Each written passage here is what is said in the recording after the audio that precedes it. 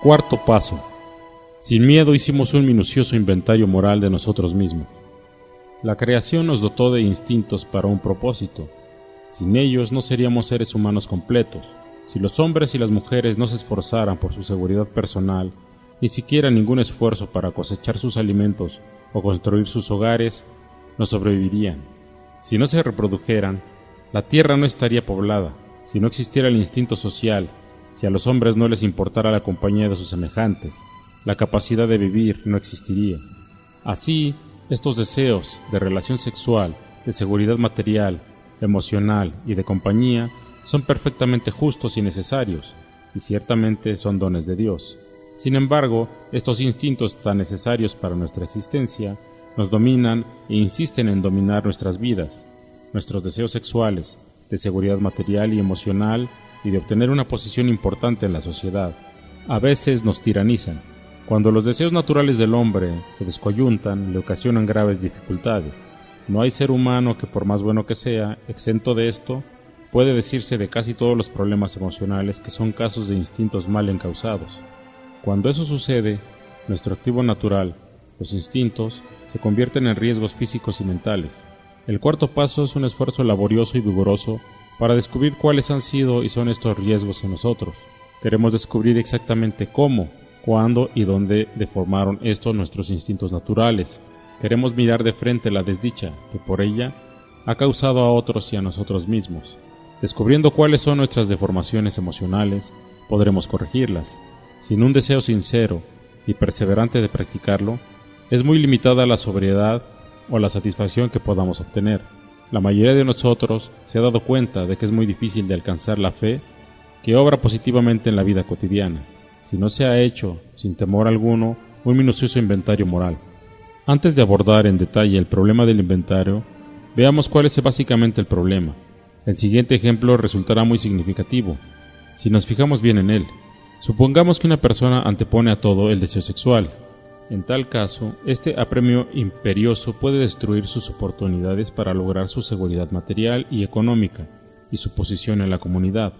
Otro puede desarrollar tal obsesión por su seguridad económica, que no quiere hacer más que acumular dinero. Si va al extremo, puede convertirse en un avaro y en un solitario que se priva hasta de su familia y amigos. La búsqueda de la seguridad no siempre se manifiesta en términos de dinero. Muy a menudo encontramos al ser humano asustado, que se empeña en depender de otra persona más fuerte que lo guíe y proteja.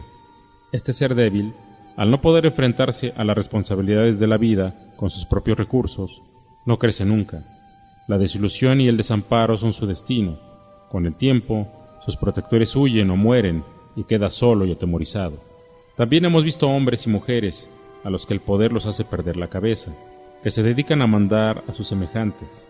Estas personas a menudo desperdician las oportunidades que se les presentan de lograr una legítima seguridad y la felicidad del hogar. Cuando un ser humano se vuelve el campo de batalla de sus instintos, nunca tendrá tranquilidad. Pero ese no es el único peligro. Cada vez que alguien impone irrazonablemente a otros sus instintos, se presenta la desgracia. Si en la búsqueda de la riqueza se atropella a los que están en el camino, se provocará cólera, envidia y venganza. Si se subleva el sexo, se provocará igual alboroto. Las exigencias exageradas a otro de atención, protección y cariño propician en estas personas tiranía o repulsión, dos emociones tan malsanas como las mismas que las provocaron. Cuando el deseo de prestigio del individuo se vuelve incontrolable, ya sea en el círculo de amistades o en la mesa de la conferencia internacional, hay otras gentes que se lastiman y frecuentemente se rebelan. Este choque de instintos puede producir desde fría indiferencia hasta una candente revolución.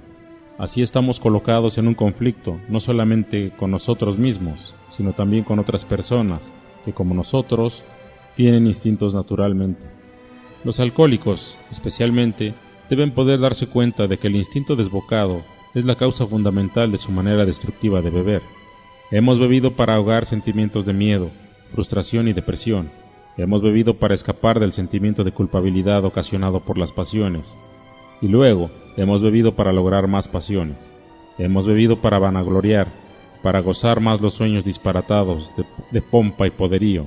No es agradable contemplar esta perversa enfermedad del alma. Los instintos alborotados obstaculizan la investigación. En el momento que tratamos de sondearlos, estamos sujetos a sufrir serias reacciones. Si temperamentalmente estamos en el lado depresivo, estamos propensos a ser abrumados por el sentimiento de culpabilidad de nuestra parte y de repugnancia de nosotros mismos. Nos revolcamos en ese lodazal, derivando frecuentemente de ello un placer deformado y doloroso. A medida que perseguimos esta melancólica actividad, podemos sumirnos en tal grado de desesperación que llegamos a creer que el olvido es la única solución posible. Aquí hemos perdido todo sentido de perspectiva, desde luego, y por consiguiente de humildad, porque este es orgullo al revés. Esto no es de ninguna manera un inventario moral, es justamente el proceso por el que la depresión se encamina a la botella y a la exterminación. Si por otra parte nuestra disposición natural se inclina hacia el fariseísmo o la grandiosidad, nuestra reacción será enteramente la opuesta. Nos ofenderemos con la sugerencia que Alcohólicos Anónimos hace del inventario moral.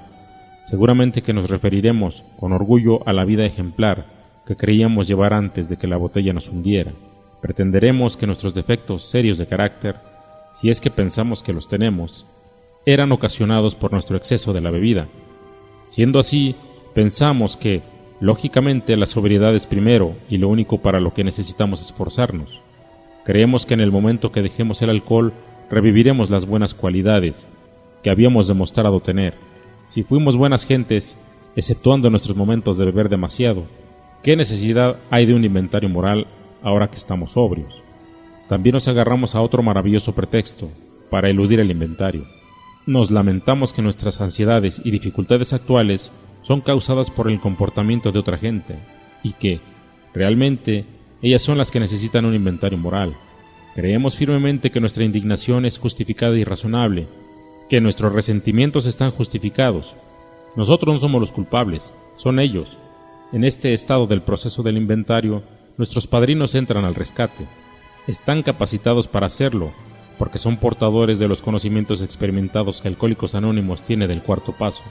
Consuelan al afligido, demostrándole primero que su caso no es extraño ni diferente, y que sus defectos de carácter probablemente no son más numerosos o peores que los de cualquier otro de los que están en Alcohólicos Anónimos.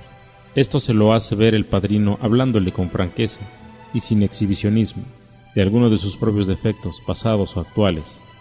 Esta manera pausada y objetiva resulta muy tranquilizadora. El padrino probablemente indicará que el recién llegado tiene algo en su haber para abonarse, aparte de sus riesgos. Esto tiende a disipar la morbosidad y a alentar el equilibrio. El recién llegado podrá empezar a darse cuenta de sus defectos, tan pronto como empiece a ser más objetivo. Los padrinos son aquellos que no creen necesitar el inventario. Se enfrentan a otra clase de problema, porque las personas, impulsadas por su amor propio, no se dan cuenta del riesgo que corren. Estos recién llegados casi no necesitan de consuelo. El problema es ayudarlos a encontrar una rendija en la cárcel en que su orgullo los encerró, para que les pueda llegar la luz de la razón. Se les dirá que la mayoría de los miembros de Alcohólicos Anónimos han sufrido severamente durante el tiempo que bebieron, porque creían que siempre tenían la razón. Para la mayoría de nosotros, el creer tener siempre la razón originaba nuestras justificaciones, desde luego que justificaciones a nuestra manera de beber y nuestra conducta dañina. Habíamos hecho un arte del inventar excusas. Teníamos que beber porque nuestra situación era mala o porque era buena. Teníamos que beber porque en casa nos agobiaban con cariño o porque no nos querían. Teníamos que beber porque logramos éxito en nuestro trabajo o porque fracasábamos en él. Teníamos que beber porque nuestra patria había ganado en una guerra o porque la había perdido. Y por esto, y mil cosas más, siempre bebíamos. Pensamos que las circunstancias nos empujaban a beber. Y cuando tratamos de corregirlas y nos dimos cuenta de que no pudimos hacerlo a nuestra entera satisfacción, nuestra manera de beber se volvía incontrolable. Nunca se nos ocurrió que necesitábamos cambiar para afrontar las circunstancias, cualesquiera que fueran. Pero en Alcohólicos Anónimos aprendimos poco a poco que había que poner algún remedio a nuestros resentimientos vengativos, la lástima por nosotros y nuestro injustificable orgullo. Teníamos que darnos cuenta de que con nuestras fanfarronadas nos echábamos en contra de los demás. Teníamos que darnos cuenta de que cuando guardábamos mala voluntad y tratábamos de vengarnos de estas derrotas, en realidad nos estábamos golpeando con el palo de la ira que intentábamos esgrimir contra nosotros. Aprendimos que si estábamos seriamente perturbados, nuestra primera necesidad consistía en calmar ese disturbio sin importar quién o qué lo motivaba. Francamente, nos tardamos mucho en darnos cuenta que como nos convertimos en víctimas de emociones inciertas, las podíamos percibir prontamente en otros, pero cuando se trataba de nosotros lo hacíamos con lentitud. Antes que nada, teníamos que admitir que estábamos llenos de estos defectos. A pesar de que esta clase de admisiones resultaban dolorosas y humillantes, cuando se tratara de otros, teníamos que quitar la palabra culpabilidad de nuestra conversación y de nuestro pensamiento. Esto requería mucha buena voluntad desde el principio, pero una vez que vencimos los primeros obstáculos, el camino se hizo más fácil de recorrer, porque habíamos empezado a vernos en perspectiva, o sea que estábamos ganando en humildad. Desde luego que la depresión y la sed de poder son características extremosas en la personalidad de tipos que abundan en Alcohólicos Anónimos y en todo el mundo. Frecuentemente, estos tipos de personalidad se perfilan con la claridad de los ejemplos que se han dado. Pero con la misma frecuencia, algunos de nosotros encajaremos más o menos en las dos clasificaciones.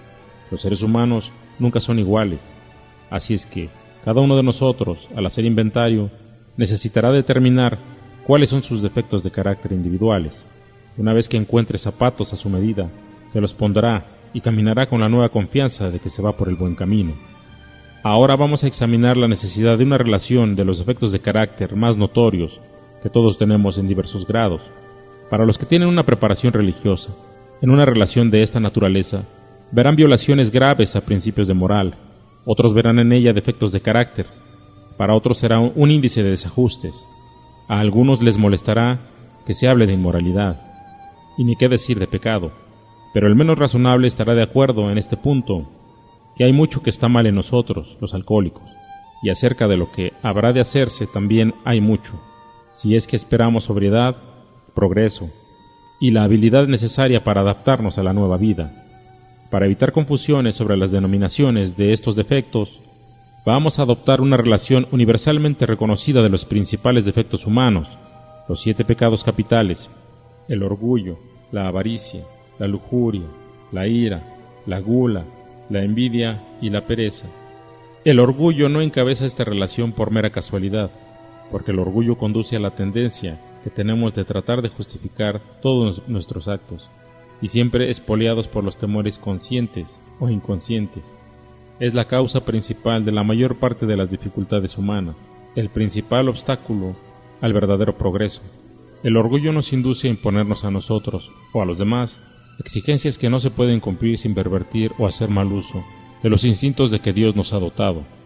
Cuando la satisfacción de nuestros instintos sexuales, de seguridad, etc., se convierten en el único objetivo de nuestras vidas, el orgullo hace acto de presencia para justificar nuestros excesos. Todos estos defectos generan miedo, una enfermedad del alma por sí sola.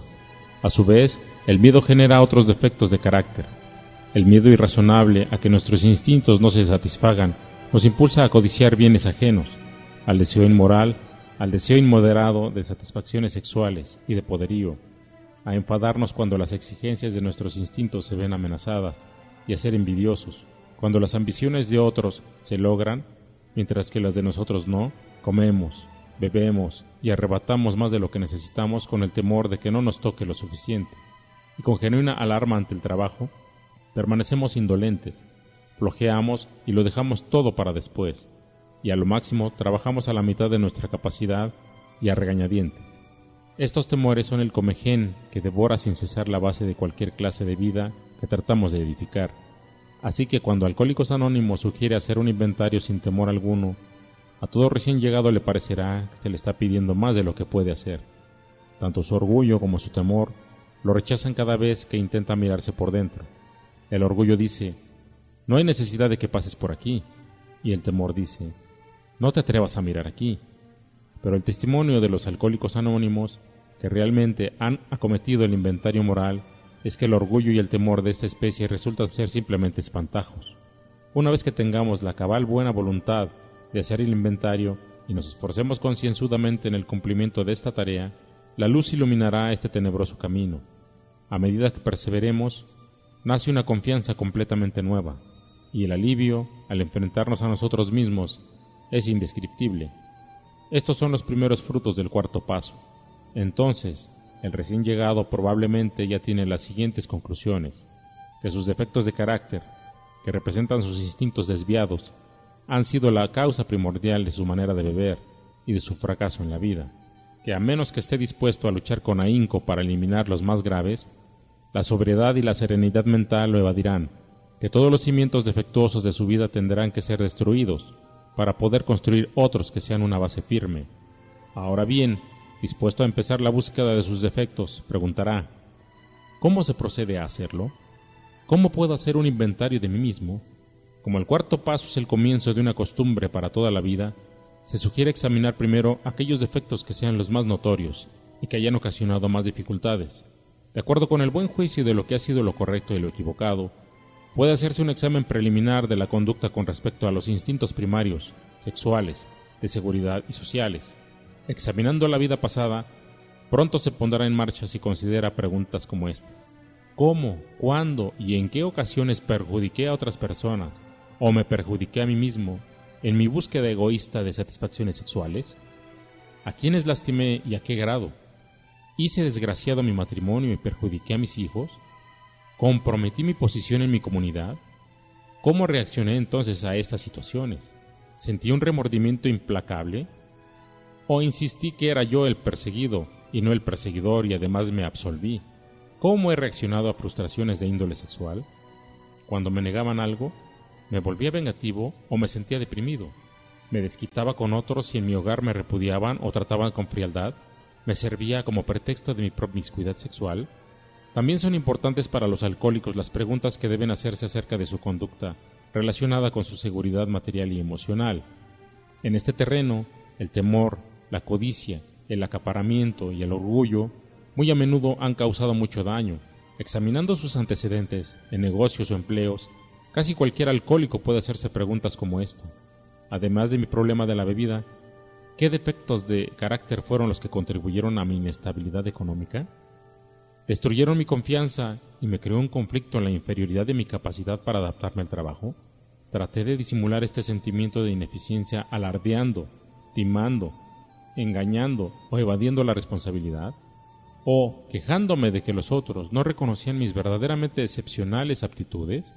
¿Me sobreestimé y hacía el papel de personaje? ¿Tenía una ambición tan inconsciente que traicioné a mis asociados? ¿Fui derrochador? ¿Pedí dinero prestado atolondradamente sin importarme si lo devolvería?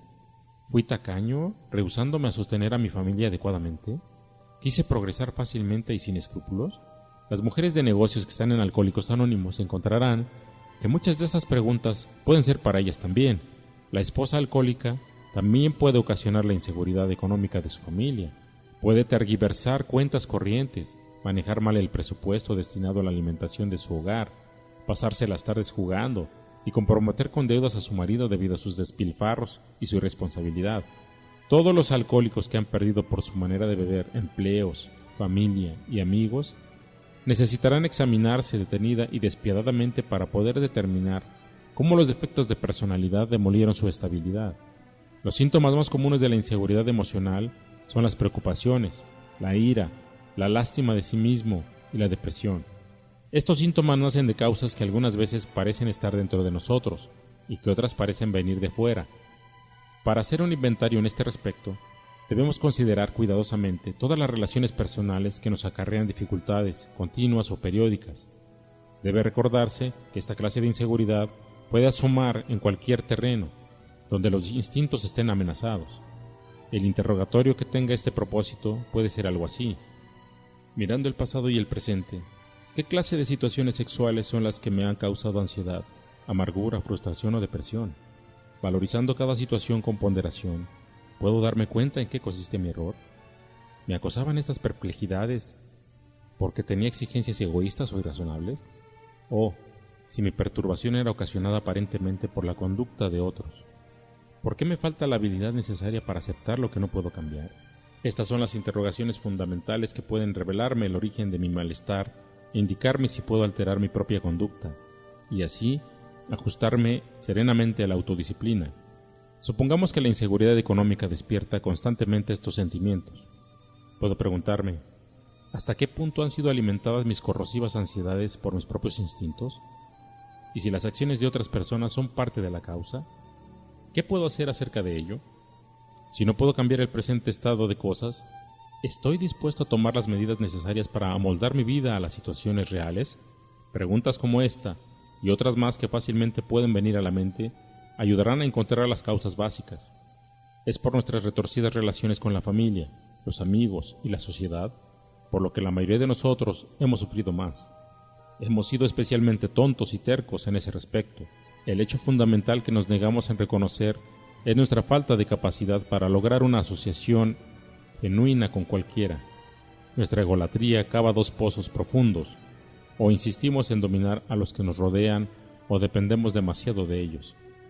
Si dependemos demasiado de otras gentes, tarde o temprano nos fallarán, porque también son humanos, y porque no podrán al cabo satisfacer nuestras continuas exigencias. De esta manera, crece nuestra inseguridad y se hace rencorosa. Cuando habitualmente tratamos de manipular a los otros, de acuerdo con nuestros deseos voluntariosos, se rebelan y nos detienen enérgicamente. Entonces se desarrolla el amor propio lastimado, el sentimiento de persecución y el de venganza. A medida que redoblamos nuestros esfuerzos para controlarnos, pero continuamos fallando, el sufrimiento se agudiza, se hace más constante. Nunca hemos tratado de ser uno de la familia, de ser amigo entre los amigos, trabajador entre los trabajadores, un miembro útil de la sociedad. Siempre hemos pugnado por llevar a la cúspide de la montaña o por escondernos debajo de ella. Este comportamiento egocéntrico obstaculizó cualquier relación de la asociación con los que nos rodean. Teníamos poca comprensión de lo que es la genuina confraternidad. Algunos objetarán a las preguntas expuestas, porque creen que sus defectos de carácter no han sido tan notorios. A estos se les puede sugerir que un examen concienzudo puede mostrarles los precisos defectos a que se refieren las preguntas. Como nuestros antecedentes superficiales no nos han parecido graves, frecuentemente nos hemos sonrojado al darnos cuenta de que nos han parecido así, sencillamente porque hemos escondido esos defectos con nuestra habilidad para justificar todos nuestros actos. Cualesquiera que hayan sido los defectos, al final nos han conducido al alcoholismo y a la desgracia. Por consiguiente, el inventario debe hacerse concienzudamente. En este respecto, es conveniente anotar nuestras preguntas y respuestas. Ayudará a pensar con claridad y a hacer un avalúo honrado. Será la primera prueba correcta de nuestra buena voluntad de ir hacia adelante.